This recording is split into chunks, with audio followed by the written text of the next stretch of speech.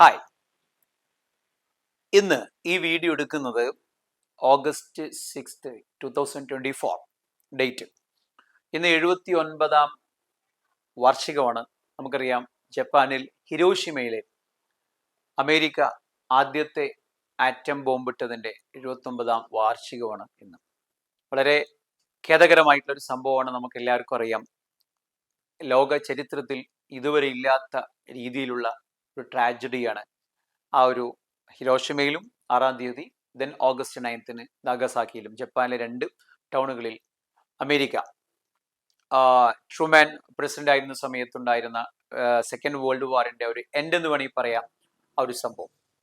So ഞാൻ ഈ ബോർഡിൽ കാണിച്ചിരിക്കുന്നത് നിങ്ങൾക്ക് മനസ്സിലായോ? നിങ്ങൾ നോക്കുക, സുറ്റോമു യമാഗുച്ചി അല്ലേ? സുറ്റോമു യമാഗുച്ചി എന്ന് പറയുന്നത് നിങ്ങൾ എവിടെയെങ്കിലും കേട്ടിട്ടുണ്ടോ നോക്കാം, ഇല്ലെങ്കിൽ നിങ്ങൾ ഈ പേരൊന്ന് ഗൂഗിൾ ചെയ്ത് നോക്കാം. സോ നമുക്കറിയാം, പല വ്യക്തികളെ കുറിച്ച് നമ്മൾ പറയാറുണ്ട്. ഈ വ്യക്തിയുടെ പ്രത്യേകത, ഇദ്ദേഹം ഒരു ജുവൽ അല്ലെങ്കിൽ ഡബിൾ ഹിബാക്കുഷ എന്നറിയപ്പെടുന്ന ഒരു കാര്യമാണ്. നിങ്ങൾ ആ വേർഡ് ചിലപ്പം കേട്ടിട്ടുണ്ടോ എന്ന് എനിക്കറിയില്ല. ഞാൻ ഉദ്ദേശിച്ചത് ഇങ്ങനൊരു വാക്ക്, നിങ്ങൾ ഹിബാക്കുഷ എന്ന് പറഞ്ഞിട്ട് ഒരു വാക്ക് ചിലപ്പോൾ നിങ്ങൾ ഈ ജപ്പാനീസ് ചരിത്രവുമായി ബന്ധപ്പെട്ട് കേട്ട. ഹിബാക്കുഷ എന്ന് പറയുമ്പോൾ ഈ ഒരു ഹിരോഷിമയിൽ ഉപയോഗിച്ച ആറ്റം ബോംബ് നമുക്ക് യുറേനിയം ബോംബായിരുന്നു. ലിറ്റിൽ ബോയ് എന്നറിയപ്പെടുന്ന നാഗസാക്കിയിൽ ഉപയോഗിക്കുന്നത് പ്ലൂട്ടോണിയം ബേസ്ഡ് ആയിട്ടുള്ള ഫാറ്റ്മാൻ എന്ന പേരിൽ അറിയപ്പെടുന്ന ഒരു ന്യൂക്ലിയർ വെപ്പണാണ്. നമുക്കറിയാം, അതിനുശേഷം ഒരുപാട് യുദ്ധങ്ങൾ ഉണ്ടായിട്ടുണ്ടെങ്കിൽ എവിടെയും ന്യൂക്ലിയർ വെപ്പൺസ് ഉപയോഗപ്പെടുത്തിയിട്ടില്ല. ഇതുപോലെ അതിന്റെ ഒരു കാഠിന്യം അത്ര ഉണ്ടായിരുന്നു. സോ ഹിബാക്കുഷ എന്ന് പറയുന്നത് ഈ ഒരു ആറ്റം ബോംബ്, ആ ട്രാജഡി സർവൈവ് ചെയ്ത ആളുകളെയാണ് ജപ്പാനിൽ ഹിബാക്കുഷ എന്ന് പറയുന്നത്. ആ എക്സ്പ്ലോഷൻ, അതല്ലെങ്കിൽ ആ ഒരു തീ എക്സ്പ്ലോഷൻ സർവൈവ് ചെയ്ത ആളുകൾ എന്നൊക്കെ അതിന്റെ ജപ്പാനീസ് ഭാഷയിൽ അവരതിന് അർത്ഥം കൊടുത്തിരിക്കുന്നത്. സോ ഈ ഹിബാക്കുഷ, അതായത് ഇദ്ദേഹത്തിന്റെ പ്രത്യേകത നമ്മൾ പറഞ്ഞു, സുറ്റോമു യമാഗുച്ചി എന്ന് പറയുന്ന ഇദ്ദേഹം ഈ 2 ആറ്റം ബോംബ് വീണ സ്ഥലത്തും ഉണ്ടായ ആളാണ്. നിങ്ങൾ ആലോചിക്കുക, അദ്ദേഹത്തിന്റെ ഒരു ഭാഗ്യം. ഇദ്ദേഹം റീസെന്റ് ആയിട്ട് 2010 ഇദ്ദേഹം 93ാമത്തെ വയസ്സിൽ ക്യാൻസർ ബാധിച്ചിന് അദ്ദേഹം മരിക്കുന്നത്. എന്താണെങ്കിൽ അത്ര വർഷം വരെ അദ്ദേഹം ജീവിച്ചിട്ടുണ്ടായിരുന്നു. സോ ഈ ആറ്റം ബോംബ് സർവൈവ് ചെയ്ത അവിടുത്തെ ആളുകളെയാണ്, അത് മരണപ്പെടാതെ കുറെ കാലം ജീവിച്ചിരുന്ന ആളുകളെയാണ് ഹിബാക്കുഷ എന്ന് അവിടെ വിളിക്കുന്നത്. സോ ഇദ്ദേഹത്തെ കുറിച്ച് പറയുന്നുണ്ട്, ഈ ഓഗസ്റ്റ് 6 ഹിരോഷിമയിൽ ഇദ്ദേഹം ഒരു എഞ്ചിനീയർ ആയിരുന്നു. ബേസിക്കലി അദ്ദേഹത്തിന്റെ ഒരു ട്രിപ്പുമായി ബന്ധപ്പെട്ട് അവിടെ പോയ സമയത്താണ് ആദ്യത്തെ ആറ്റം ബോംബ് അവിടെ വീഴുന്നത്. അന്ന് ആറ്റം ബോംബാണെന്നോ അതിന്റെ കാഠിന്യമോ നമുക്ക് ആളുകൾക്ക് അറിയില്ല. സോ ഇനി എന്താണെങ്കിലും അദ്ദേഹം അവിടെ മരണപ്പെട്ടില്ല. കാലിനൊക്കെ വളരെ ഗുരുതരമായിട്ടുള്ള അപകടം പറ്റി. അദ്ദേഹം എന്ത് ചെയ്യാണ്, അന്ന് അവിടെ തങ്ങി. പിറ്റേ ദിവസം അദ്ദേഹത്തിന്റെ ഒരു ഏകദേശം 400 കിലോമീറ്റർ അധികം ഉണ്ട് ഈ ഹിരോഷിമയും നാഗസാക്കി തമ്മിലുള്ള വ്യത്യാസം, ഡിസ്റ്റൻസ്. അദ്ദേഹം നാഗസാക്കിയിൽ എത്തുകയാണ്. സോ നിങ്ങൾ ആലോചിച്ച്, അവിടെയും ഇതേപോലെ ആറ്റം ബോംബ് വിടുന്ന സമയത്ത് ഇദ്ദേഹം അവിടെ ഉണ്ടായത്. 2009 ജപ്പാൻ ഔദ്യോഗികമായിട്ട് ഇദ്ദേഹത്തെയാണ് 2 ഈ ന്യൂക്ലിയർ അറ്റാക്കും അതിജീവിച്ച വ്യക്തി എന്ന രീതിയിൽ അംഗീകരിച്ചുള്ളത്. ശരിക്കും നമ്മൾ ഹിസ്റ്ററിയിൽ പറയുന്നുണ്ട്, ഏതാണ്ട് 200ഓളം ആളുകൾ ഈ 2 സ്ഥലത്ത് ഉണ്ടായിരുന്നതായിട്ട്. അതായത് ഹിരോഷിമയിൽ ബോംബ് വീണ സമയത്ത് ഇവിടുന്ന് സ്വാഭാവികമായിട്ട് ആളുകൾ മറ്റു സ്ഥലത്തേക്ക് കുടിയേറും അല്ലെ, ഇവിടെ എന്തോ നടക്കുന്ന അറിഞ്ഞു വേറെ സ്ഥലത്തേക്ക് പോകും. അങ്ങനെ നാഗസാക്കിയിലേക്ക് പോയ ആളുകൾക്ക് വീണ്ടും ഈ ഒരു ന്യൂക്ലിയർ അറ്റാക്ക് നേരിടേണ്ടി വന്നിട്ടുണ്ട്. സോ ഇത് 2 പ്രാവശ്യം സർവൈവ് ചെയ്ത ആളെന്ന രീതിയിലാണ് ഇദ്ദേഹം അറിയപ്പെടുന്നത്. ഞാൻ പറഞ്ഞു, 2010 അദ്ദേഹം മരണപ്പെട്ടു പോയത്. സോ ഈ ഒരു കാര്യം നമ്മൾ കേൾക്കുന്ന സമയത്ത് പലപ്പോഴും എനിക്ക് കൃത്യമായി ഓർമ്മയുണ്ട്, ഞാൻ സ്കൂളൊക്കെ പഠിച്ചിരുന്ന സമയത്ത് ഞാൻ വായിച്ചിട്ടുണ്ട്, ബുക്കിൽ വായിച്ചിട്ടുണ്ട്, ഈ ആറ്റം ബോംബിന്റെ ഒരു കാഠിന്യം എത്രയായിരുന്നു. അത് എക്സാജറേറ്റ് ചെയ്തായി പറഞ്ഞതായിട്ട് പോലും പലപ്പോഴും നമുക്ക് തോന്നിയിട്ടുണ്ട്. അന്ന് നമുക്കറിയാം, അന്ന് നമുക്ക് ഇന്റർനെറ്റോ കാര്യങ്ങളൊന്നും, അല്ലെങ്കിൽ നമുക്ക് വിക്കിപീഡിയയോ അല്ലെങ്കിൽ ഗൂഗിൾ ഇൻഫർമേഷൻ ഇല്ലാതിരുന്ന ഒരു കാലത്ത് പ്രിന്റഡ് മീഡിയ ഞാൻ എഴുതി വായിച്ചത് എനിക്ക് ഇപ്പോഴും ഓർമ്മയുണ്ട്. ഈ ഹിരോഷിമയിലും നാഗസാക്കിയിലൊക്കെ ആറ്റം ബോംബ് വീണ സമയത്ത് ഏതാണ്ട് 2.5 ലക്ഷത്തോളം ആളുകൾ അവിടെ ഡയറക്റ്റ് ആയിട്ട് മരണപ്പെട്ടിട്ടുണ്ട്. അതായത് അതിന്റെ ആ ഒരു ബേണിംഗ് കാരണം, പൊള്ളൽ കാരണം, അതുപോലെ തന്നെ ഭയങ്കരമായിട്ടുള്ള അപകടങ്ങൾ പെട്ടിയിട്ട് നമുക്ക് നല്ല മുറിവൊക്കെ പെട്ടി മരണപ്പെട്ടു പോകുന്ന ആളുകളുണ്ട്. പിന്നെ കുറച്ച് കാലത്തിന് ശേഷം അല്ലെങ്കിൽ ഗ്രാജുവലി മരിക്കുന്ന ആളുകൾ നമുക്കറിയാം, ക്യാൻസർ ഒക്കെ വന്നിട്ട് ഈ റേഡിയേഷൻ ഏറ്റിട്ട്, ഇപ്പൊ യുറേനിയം പ്ലൂട്ടോണിയം ഒക്കെ നമുക്കറിയാം, റേഡിയേഷൻ അതിന്ന് പുറത്തേക്ക് വരുന്ന എലമെന്റ്സ് ആണ്, നമുക്കറിയാം റേഡിയോ ആക്റ്റീവ് എലമെന്റ്സ് ആണ്. സോ ഇതിൽ നിന്ന് റേഡിയേഷൻ ഏറ്റിട്ടിട്ട് അവർക്ക് ക്യാൻസർ ബാധിച്ചിട്ടും അല്ലാതെയൊക്കെ ഒരുപാട് ട്രാൻസ്മ്യൂട്ടേഷൻ സംഭവിച്ചൊക്കെ പല ആളുകളും പല രോഗങ്ങൾക്ക് വിധേയമായി മരണപ്പെട്ടിട്ടുണ്ട്. എന്നാൽ 2 ലക്ഷത്തോളം ആളുകൾ മരണപ്പെട്ട അന്ന് എപ്പോഴും പറയാറുണ്ട്, അതിന്റെ പിക്ചറൊക്കെ നിങ്ങൾ കണ്ടിട്ടുണ്ടായിരിക്കും. ഏറ്റവും ഭാഗ്യവാന്മാരെന്ന് പറയുന്നത് അതിന്റെ കറക്റ്റ് ആയിട്ടുള്ള ബോംബ് വീണ ആ ഒരു പോയിന്റിലുള്ള ആളുകളാണെന്ന് പലപ്പോഴും പറഞ്ഞു. കാരണം അവർ ആ സ്പോട്ടിൽ തന്നെ മരണപ്പെട്ടു എന്ന് പറയും. സോ നാഗസാക്കിയിലൂടെ ഒഴുകിക്കൊണ്ടിരിക്കുന്ന ആ ഒരു നദിയൊക്കെ ഉണ്ട്, അതിന്റെ പേര് എനിക്ക് പെട്ടെന്ന് കിട്ടുന്നില്ല, ഇനി എന്താണെങ്കിലും ആ ഒരു നദിയിലുള്ള വെള്ളം വളരെ ടെമ്പറേച്ചർ കൂടിയ അവസ്ഥയിലായിരുന്നു. പലപ്പോഴും അവിടെ എക്സാജറേറ്റ് രീതി എനിക്ക് ഓർമ്മയുണ്ട്, ഇതിലേക്ക് എടുത്ത് ചാടിയ ആളുകൾ, ദാഹിച്ചതിലേക്ക് എടുത്ത് ചാടിയ ആളുകൾ പലപ്പോഴും അവർ പൊള്ളലേറ്റ് പൊങ്ങി വന്നിട്ടുണ്ടായിരുന്നു എന്നും, ഏതാണ്ട് ഇത് വീണ് 30 കിലോമീറ്റർ ദൂരെ വരെ പോലും ഇതിന്റെ ഹീറ്റ് റേഡിയേഷൻസ് ഭൂമിയിലൂടെ ട്രാൻസ്ഫർ ചെയ്തിരുന്നു എന്നും, 30 കിലോമീറ്റർ ദൂരെയുള്ള വിളവുകളൊക്കെ, അതായത് നമ്മളിപ്പം കൃഷിയൊക്കെ ചെയ്യുന്ന സമയത്ത് വിളവുകളൊക്കെ വെന്ത് പാകമായിരുന്നു എന്നൊക്കെ എക്സാജറേറ്റഡ് രീതിയിൽ എനിക്ക് വായിച്ചത് ഇപ്പോഴും എനിക്ക് ഓർമ്മയുണ്ട്. സോ നമ്മൾ ഈ സമയത്ത് ഇതിനെക്കുറിച്ച് നമ്മൾ ഡിസ്കസ് ചെയ്യുന്ന സമയത്ത് എപ്പോഴും റേഡിയേഷൻസ് നമുക്കറിയാം, ഫിസിക്സിലൊക്കെ നമ്മൾ പഠിപ്പിക്കുന്ന രണ്ട് പ്രശ്നങ്ങളാണ് ഉണ്ടാക്കുക. ഒന്ന് ട്രാൻസ്മ്യൂട്ടേഷൻ, നമ്മൾ ജീനിൽ മാറ്റം വരുത്തും. സോ ഇതിൽ നിന്ന് വരുന്ന ജനിക്കുന്ന ജനിതകമായിട്ടുള്ള ഒരുപാട് രോഗങ്ങൾ നമുക്കുണ്ടാവാം. അതുപോലെ തന്നെ ഈ എംബ്രിയോ പീരീഡിലേക്ക് ഇരിക്കുന്ന ഏതെങ്കിലുമൊക്കെ കുട്ടി ഉണ്ടെങ്കിൽ, മീൻസ് പിറക്കാൻ പോകുന്ന കുട്ടി ഉണ്ടെങ്കിൽ ആ ജനിതക വൈകല്യമുള്ള കുട്ടികളായിട്ട് അവർ മാറും. സോ അവർക്ക് ഒരുപാട് ജനറ്റിക് ഡിസോർഡറുകൾ വരും. അപ്പൊ നമുക്കറിയാം, നമ്മളൊരു ക്രോമസോമിന്റെ ഒരു DNA സ്ട്രക്ചർ ഇങ്ങനെയുള്ളതുകൊണ്ടാണ് മനുഷ്യൻ ഇങ്ങനെ ആവുന്നത്. ഇതിൽ മാറ്റം വന്നു കഴിഞ്ഞാൽ നമ്മുടെ രൂപത്തിൽ മാറ്റം വരും.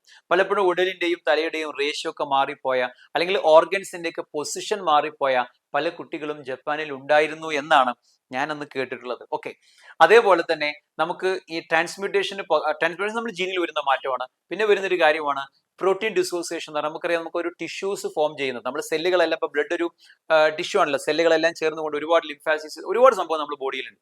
അപ്പൊ ടിഷ്യൂ ആണ് നമുക്ക് ബയോളജിക്കൽ ഫംഗ്ഷൻ ചെയ്യുന്നത്. ടിഷ്യൂ ഫോം ചെയ്യുന്ന സമയത്ത് സെല്ലുകളെല്ലാം കണക്ട് ചെയ്തിരിക്കുന്നത് by means of protein. So ഈ പ്രോട്ടീൻ ചെയിനെ കട്ട് ചെയ്യാൻ ഈ റേഡിയേഷൻസ് കഴിവുണ്ട്. അതുകൊണ്ട് തന്നെയാണ് നമ്മൾ ക്യാൻസർ ട്രീറ്റ്മെന്റിന് റേഡിയേഷൻ ഉപയോഗിക്കുന്നത്. ഇപ്പൊ ക്യാൻസർ എന്ന് പറഞ്ഞാൽ മാലിഗ്നന്റ് ആയ അൺവാണ്ടഡ് സെല്ലുകൾ മറ്റു സെല്ലുകളിൽ നിന്ന് ന്യൂട്രീഷൻ സ്വീകരിച്ചുകൊണ്ട് വളരുക. അപ്പൊ വൈറ്റൽ പാർട്ടിലൊക്കെ വന്നു കഴിഞ്ഞാൽ നമുക്ക് ആ ഓർഗന് പ്രവർത്തിക്കാൻ കഴിയാത്തതുകൊണ്ട് നമ്മൾ മരണപ്പെട്ടു പോകും, അല്ലെ? സോ ഈ ഒരു പ്രോട്ടീൻ ഡിസോസിയേഷൻ എന്ന് പറയുമ്പോൾ ഈ പ്രോട്ടീനെ കട്ട് ചെയ്ത് കഴിഞ്ഞാൽ ഈ ക്യാൻസർ ആയ സെല്ലുകൾക്ക് മറ്റു സെല്ലുകളിൽ നിന്ന് ന്യൂട്രീഷൻ കിട്ടാതെ അതിന്റെ ആ ഒരു ഗ്രോത്ത് അവിടെ സപ്രസ്ഡ് ആവും. ഇതാ നമ്മൾ ഈ ഒരു തെറാപ്പി, നമ്മൾ റേഡിയേഷൻ കൊടുക്കുക, കീമോ എന്നൊക്കെ പറയുന്നത്. സോ ഇത് നമ്മൾ സാധാരണ ബോഡി ചെയ്ത് കഴിഞ്ഞിട്ടുണ്ടെങ്കിൽ നമ്മൾ ടിഷ്യൂ ഫോം ചെയ്തിരിക്കുന്ന ആ ഒരു പ്രോട്ടീൻ ചെയിൻ ഉണ്ടല്ലോ, അതിനെ കട്ട് ചെയ്ത് കഴിഞ്ഞാൽ ബയോളജിക്കൽ ആക്ടിവിറ്റി നടക്കാൻ നമ്മൾ മരണപ്പെട്ടു. നമുക്ക് ഈ രണ്ട് പ്രശ്നം നമുക്കുണ്ട്. ഞാൻ ഇപ്പൊ ഈ ഒരു ഈ സംഭവം എല്ലാ വർഷവും നമുക്ക് ഓഗസ്റ്റ് ആകുന്ന സമയത്ത് നമുക്ക് ഹിരോഷിമ നാഗസാക്കി നമ്മൾ ഓർക്കുമല്ലേ. ആ സമയത്ത് നമ്മൾ ഗൂഗിൾ ചെയ്ത് സെർച്ച് ചെയ്യുന്ന സമയത്ത് നമുക്കറിയാം ഒരു അമേരിക്കൻ പ്രൊഡക്റ്റ് ആയതുകൊണ്ട് തന്നെ ഈ ഗൂഗിൾ നോക്കുന്ന സമയത്തോ അല്ലെങ്കിൽ നമ്മൾ വേറെ സോഴ്സ് നോക്കുന്ന സമയത്തോ ഇതിന്റെ ഇന്റൻസിറ്റി എല്ലാം വളരെ കുറച്ചാണ് ഇതിൽ രേഖപ്പെടുത്തിയിരിക്കുന്നത്. അതിൽ കാണുന്ന വെറും 2 കിലോമീറ്റർ ദൂരെ വരെ മാത്രമേ ഹീറ്റ് പോയിട്ടുള്ളൂ.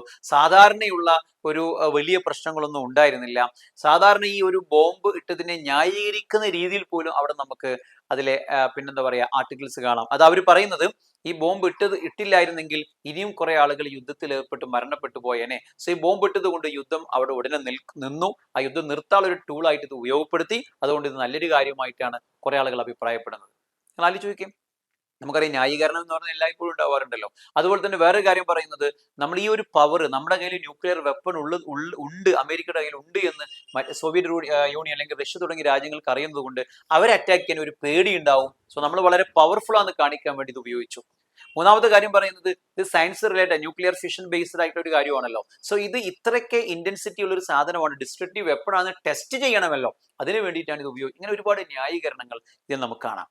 ഞാൻ പറഞ്ഞു വന്നത്, ഇതുമായി ബന്ധപ്പെട്ടുള്ള നമ്മൾ എന്ത് സെർച്ച് ചെയ്യുന്നത്, ഹിബാക്കുഷയുമായി ബന്ധപ്പെട്ട് പലപ്പോഴും നമ്മൾ വായിച്ച ഹിബാക്കുഷകൾക്ക് ചില പ്രത്യേക കഴിവുകളുണ്ട്, അല്ലെങ്കിൽ ഞാൻ പറയില്ല ഭീകര രൂപികളായിട്ടുള്ള ഹിബാക്കുഷകൾ, എന്താ പറയാ, അവരുടെ നേരിട്ടിട്ടുണ്ടായിരുന്ന ഒരു സോഷ്യൽ സ്റ്റിഗ്മ എന്ന് പറയുന്നത്, എന്താ പറയാ, ഒരു സൊസൈറ്റിയിലേക്ക് ഇറങ്ങാൻ പറ്റില്ല. കാരണം നമുക്കറിയാം ഇപ്പം ആസിഡൊക്കെ ആക്രമണം ഏർപ്പെട്ട ആളുകളുടെ മുഖമൊക്കെ വിരൂപമാകുന്ന സമയത്ത് ബാക്കിയുള്ള ആൾ കാണാതെ പേടിയായിരിക്കും. ബിക്കോസ് സൊസൈറ്റിയിലേക്ക് റെപ്രസെന്റ് ചെയ്യാനോ ഇറങ്ങാൻ ഒരു മടി ഉണ്ടാവും. ഇതേപോലെ ഒരുപാട് അപകടങ്ങൾ പിടിച്ച മുഖവും അല്ലെങ്കിൽ നമ്മൾ പറയില്ലേ പ്രൊപ്പോർഷനൊക്കെ തെറ്റിയ അവയവങ്ങളുമായി ജനിച്ച ആളുകൾ അവർ ജീവിച്ചിട്ടുണ്ട്, കുറെ കാലങ്ങളോളം ജീവിച്ചിട്ടുണ്ട്. അപ്പൊ ഈ ആളുകൾക്ക് സൊസൈറ്റി നേരിടേണ്ടി വരുന്ന ഒരു എന്താ പറയാ ആ ഒരു ഭയങ്കരമായിട്ടുള്ള ഒരു പ്രശ്നമാണത്. അപ്പൊ ഇങ്ങനത്തെ കാര്യങ്ങളൊക്കെ നമ്മൾ സെർച്ച് ചെയ്യുന്ന സമയത്ത് ഇല്ല അതൊന്നും പ്രശ്നമില്ല, അതൊക്കെ ബാക്കിയുള്ള കാര്യങ്ങളെ കമ്പയർ ചെയ്യുമ്പോൾ ആസ് യൂഷ്വൽ തന്നെയുള്ളൂ എന്നുള്ള ഒരു ആർട്ടിക്കിൾസ് ആണ് പലപ്പോഴും നമുക്ക് കാണാൻ കഴിയുന്നത്. സോ യാഥാർത്ഥ്യം നമുക്ക് അറിയണമെന്നുണ്ടെങ്കിൽ ഒരിക്കലും ഈ സോഷ്യൽ മീഡിയയിൽ കാണുന്നത് അല്ല എന്ന് നമ്മൾ മനസ്സിലാക്കുക. ഇങ്ങനെ പല കാര്യത്തിലും അത് തന്നെയായിരിക്കും. സോ ഈ ഒരു ഇൻസിഡൻസ് നമ്മൾ ഉണർത്തുന്നത് നമ്മുടെ നോളജ് ഗ്യാദർ ചെയ്യാൻ വേണ്ടി നമ്മൾ ഈ പറയുന്ന ഗൂഗിളും കാര്യങ്ങളും നോക്കുന്ന സമയത്ത് അതെല്ലാം വെസ്റ്റഡ് ഇൻട്രസ്റ്റഡ് ആയിട്ടും റെക്കോർഡ് ചെയ്യപ്പെട്ട കാര്യങ്ങൾ തന്നെയാണ്. അത് അറിവ് ഒരിക്കലും പൂർണ്ണമല്ല. സോ പലപ്പോഴും നമുക്കറിയാം പല ആളുകൾ ഡിബേറ്റ് ഒക്കെ നടന്ന സമയത്ത് അവർ കോട്ട് ചെയ്യുന്നത് അവിടെ അങ്ങനെയുണ്ട്, ഈ സൈറ്റിൽ ഇങ്ങനെയുണ്ട്, ഇവിടെ ഇങ്ങനെയുണ്ട്, നമ്മൾ വാട്സപ്പ് യൂണിവേഴ്സിറ്റി എന്ന് പറഞ്ഞ കളിയാക്കുന്ന പോലെ ഈ ഇൻഫർമേഷൻസ് ഒന്നും പലതും പൂർണ്ണമല്ല. അതെല്ലാം അവരുടെ ആവശ്യാനുസരണം വളച്ചൊടിക്കപ്പെട്ട ഒരുപാട് ഇൻഫർമേഷൻസ് അതിലുണ്ടായിരിക്കും. സോ നമ്മൾ സ്റ്റുഡൻസിനോട് പറഞ്ഞു കൊടുക്കേണ്ടത് എല്ലാ കാര്യങ്ങൾക്കും വേണ്ടിയിട്ടും ഞാൻ പറയും കോൺട്രഡിക്ഷൻ വരുന്ന കാര്യങ്ങളായിരിക്കും ഇത് കൂടുതൽ ഉണ്ടാവുക.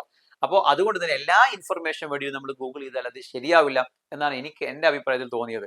ഇനി എൻ്റെ ഒരു ഇതിങ്ങനെ നമ്മൾ നോക്കിയ സമയത്ത് തന്നെ നമ്മുടെ മനസ്സിൽ സ്വാഭാവികമായിട്ട് നമുക്കുണ്ട്, പണ്ട് കാലത്തൊക്കെ ഇതിങ്ങനെ എഴുതിയിട്ടുണ്ടായിരുന്നു, അത് വെറുതെ ആരെങ്കിലും ഫിക്ഷൻ ആയിട്ട് എഴുതിയതാവില്ല, ഇതാണ് യാഥാർത്ഥ്യം, അങ്ങനെ തന്നെയായിരിക്കും. പക്ഷെ ഇപ്പോൾ നമുക്കുള്ള സോഴ്സുകളൊക്കെ തന്നെയും ഇതേപോലെ നമ്മൾ ഗൂഗിളിൽ നിന്ന് എടുക്കുന്ന സോഴ്സുകളായത് ഇത് അമേരിക്കൻ കൺട്രോൾഡായിട്ട് പ്രൊഡക്റ്റ് ആയതുകൊണ്ട് നമുക്ക് റിയൽ ഇൻഫർമേഷൻ കിട്ടില്ല. അപ്പൊ എൻ്റെ ഒരു ആഗ്രഹം വളരെ വൈകാതെ തന്നെ ജപ്പാനിലേക്ക് യാത്ര ചെയ്യണമെന്നും ഈ ഹിരോഷിമയിലും നാഗസാക്കിയിലൊക്കെ പോയിട്ട് അവിടുത്തെ വളരെ ഓൾഡ് ജനറേഷനുമായിട്ട് ഇന്ററാക്ട് ചെയ്തിട്ട് അവിടെയുള്ള റിയൽ എക്സ്പീരിയൻസ് എന്തായിരുന്നു എന്ന്, ഒന്നുകിൽ അവർ ജീവിച്ചിരിക്കുന്ന ആളുകളാണെങ്കിൽ അവരുമായിട്ട് നമുക്ക് ഇൻഫർമേഷൻ കിട്ടും, അതല്ല അവരുടെ ജനറേഷൻ അവർ കൈമാറി ഇൻഫർമേഷൻ എന്താണെങ്കിലും ഉണ്ടാവും. സോ ഒരിക്കലും റെക്കോർഡ് ചെയ്യപ്പെടാത്ത റിയൽ ആയിട്ടുള്ള എക്സ്പീരിയൻസ്, നമ്മൾ പറയാം റിയൽ ലൈഫ് എക്സ്പീരിയൻസ് അവിടെ ഉണ്ടായിരിക്കും.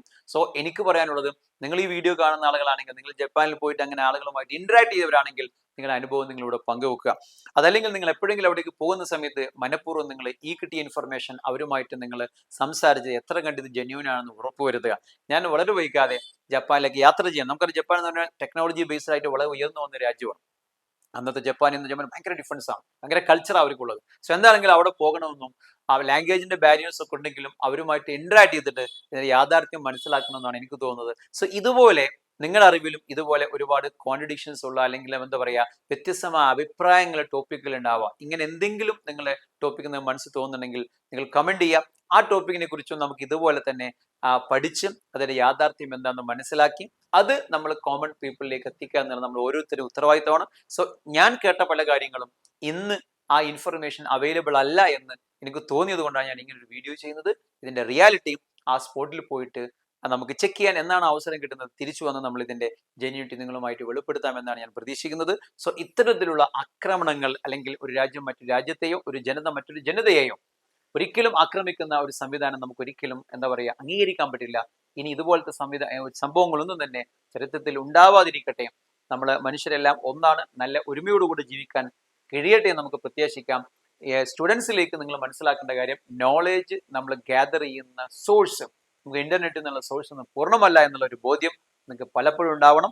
നമ്മൾ അനുഭവിച്ചറിഞ്ഞ എക്സാമ്പിളിലൂടെ മനസ്സിലാക്കിയ പല കാര്യങ്ങളും അതിന്റെ കോൺട്രഡിക്ടറി ആയിട്ട് നമുക്ക് ഇൻഫർമേഷൻ ചിലപ്പോൾ കിട്ടാം. സോ അതിന്റെ സോഴ്സിൽ പോയിട്ട് നിങ്ങൾ ജെന്യൂനിറ്റി ചെക്ക് ചെയ്തുകൊണ്ട് മാത്രമേ ഒരു നോളേജ് ഫാക്റ്റ് ആണോ, അതിൽ ട്രൂത്ത് എത്രയുണ്ട്, ട്രസ്റ്റഡ് ആയിട്ടുള്ള ഇൻഫർമേഷൻ ആണോ നമുക്ക് മനസ്സിലാക്കാൻ പറ്റുള്ളൂ. സോ എല്ലാ മേഖലയിലും പോലെ ഈ ഒരു മേഖലയിലും പല വെസ്റ്റഡ് ഇൻട്രസ്റ്റുകളും ഉണ്ട് എന്ന് നമുക്ക് മനസ്സിലാകുന്ന ഒരു സാഹചര്യമാണ് ജപ്പാന്റെ ഈ ഒരു കഥ. സോ നിങ്ങൾ ഇത് കുട്ടികളിലേക്ക് എത്തിക്കുക. ഇതുമായി ബന്ധപ്പെട്ട് നിങ്ങളുടെ അനുഭവങ്ങൾ വല്ലതുണ്ടെങ്കിൽ നിങ്ങൾ ദയവ് നിങ്ങൾ കമന്റ് ബോക്സിൽ ഷെയർ ചെയ്യുക. നമുക്ക് ഇതുപോലത്തെ ഇൻഫോർമേറ്റീവ് ആയിട്ടുള്ള വീഡിയോകൾ വീണ്ടും ചെയ്തുകൊണ്ട് നിങ്ങളുടെ മുന്നിലേക്ക് വരാം. അതുവരേക്കും നന്ദി, നമസ്കാരം.